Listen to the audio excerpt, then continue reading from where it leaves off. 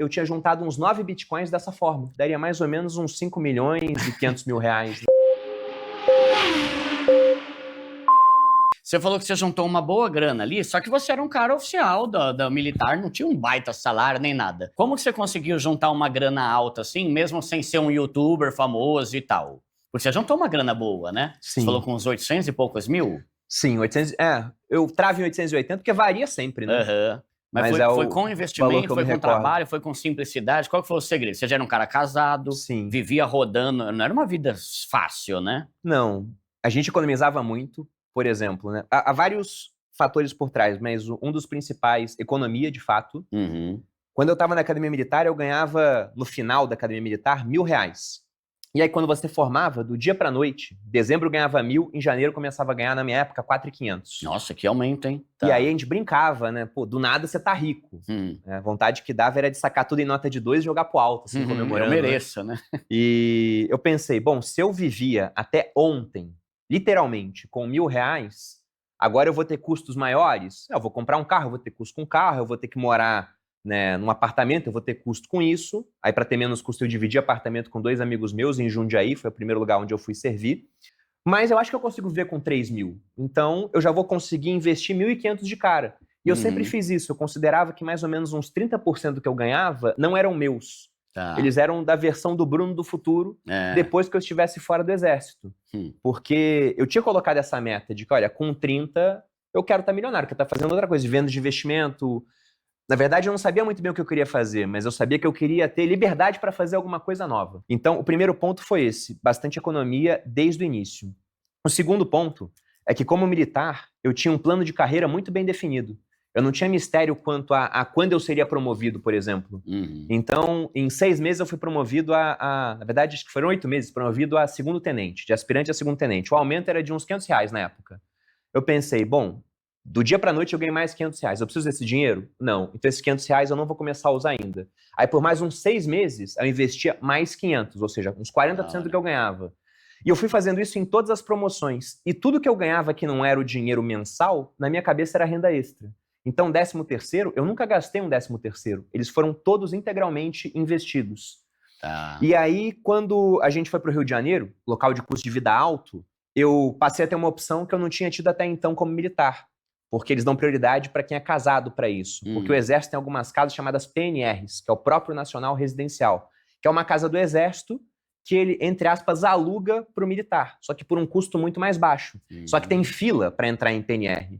Só que no Rio de Janeiro tinha alguns PNRs que não tinham fila porque eles estavam muito acabados. Tá. E eu pensei, bom, se eu pegar um acabado e reformar, aí eu posso furar a fila? Aí o coronel que tomava conta disso, ele falou, cara, não tem fila pra isso. Se você quiser entrar e morar naquele todo acabado, pode. Mas se quiser reformar, é melhor pra você, né? E então eu gastei um dinheirinho com reforma, uns R$ 5.000, porque era um PNR bem pequenininho. E tinha uns 27 metros quadrados, por aí, lá na Vila Militar. E aí eu comecei a morar lá. Eu gastei 5 mil, mas o que eu pagava pra morar lá era tipo R$ 400. Bem menos que você gastava. O aluguel da região era uns 1.200, por aí.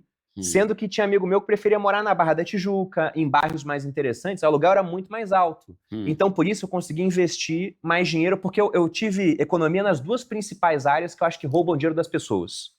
A primeira delas é a questão de moradia, é uma conta muito alta.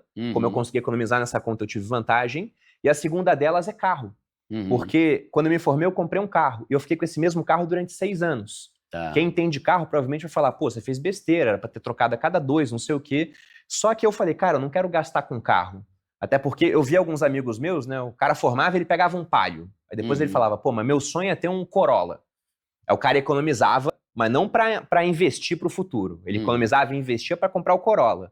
E aí ele ia investindo, uma hora ele trocava o Palio pelo Corolla. Só que agora, ele tinha uma despesa de seguro mais alta, um IPVA mais alto, ele tinha mais cuidado com o carro, então estacionamento ele não queria parar na rua, era mais gasto. Ele gastava um monte de coisa a mais por conta do carro, só que o salário era o mesmo. Tá. Então ele tinha um percentual da renda dele subtraído maior para lidar com aquele problema, né? Aliás, com aquele patrimônio, entre aspas, mas que era um problema, porque custava mais caro. Então eu quis ficar com o meu carro e não tive problema nenhum em ver ele ficando cada vez mais velho. E aí, eu só troquei de carro quando eu fui para Boa Vista. Eu vendi um C3 que eu tinha no Rio e peguei um Renault Clio, que era usado, era um pouquinho mais novo do que o C3, mas ele só tinha 2 portas, tinha ar-condicionado, que lá era muito quente, mas não tinha direção hidráulica. Eu até brincava que eu tava economizando na academia, né? E cada vez que eu fazia uma baliza era quase soltar um Hadouken lá do rio, né? Concentrando a energia. Então, a gente abriu mão de muita coisa para economizar, só que aí que tá o ponto. A gente não só economizou, a gente investiu esse dinheiro. Sim. E o Brasil é um país que, se você pega a renda fixa, ela historicamente remunera muito bem, né? E aí, como eu tinha mais ou menos, né, uma disposição geral do meu capital de uns 70% renda fixa, 30% renda variável, a parte de renda fixa sempre rendeu muito bem, a parte de renda variável, como o próprio nome diz, variou. Só que com o passar do tempo eu fui descobrindo o meu estilo de investimento.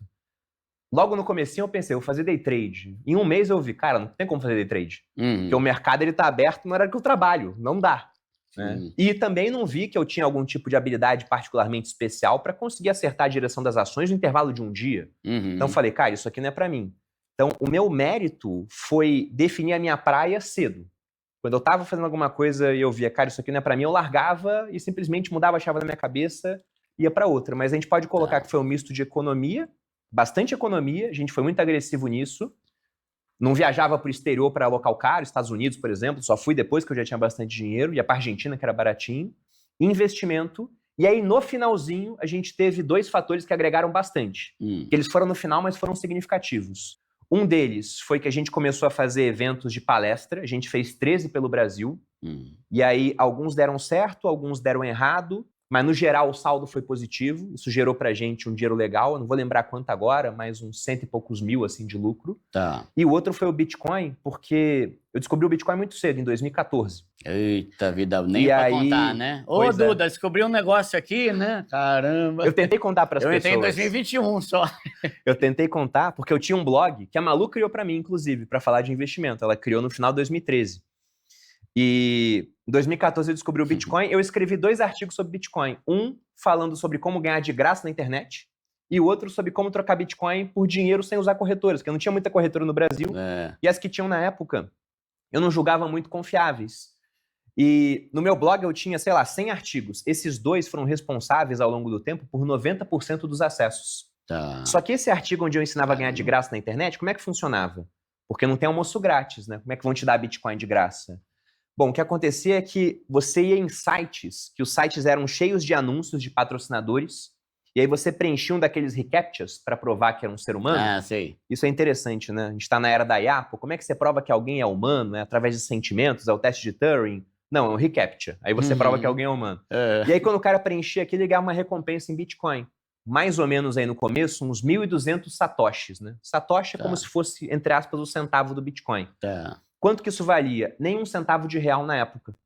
Só que todo mundo que entrava no site, o site, quando dava uma recompensa para a pessoa, me dava uma recompensa também, porque eu tinha levado a pessoa até lá. Até porque minha recompensa era muito baixinha, era menos de 1 centavo. Só que o Bitcoin, que não valia nada, começou a subir exponencialmente de preço. E no final, eu tinha juntado uns 9 Bitcoins dessa forma. Caramba! 9 Bitcoins pelo preço de hoje, daria mais ou menos uns 5 milhões e 500 mil reais, né? Caramba, que então, se eu não tivesse ido para a internet, eu possivelmente estaria muito bem de vida, só seria anônimo. Sim, não tão bem quanto eu estou hoje, mas estaria remediado, no mínimo, né? Sim, da hora. Caramba, ó, então eu anotei aqui, ó. Você falou, né? Da economia, vocês eram um casal econômico. 2, muito. Vocês viviam um nível abaixo. Sim. Não é porque o salário aumentou que eu vou começar a comprar coisa mais cara. E um importantíssimo que você falou é, não adianta você viver um nível abaixo se não for para você investir o que você não está gastando. Né? Porque tem gente que está vivendo um nível abaixo, mas também não gasta, não faz nada, não multiplica aquela diferença, né? Deixa embaixo do colchão e a inflação come tudo. Né? Sim, e o saber onde você quer chegar. Né? Principalmente enquanto casal, isso é muito importante também, né?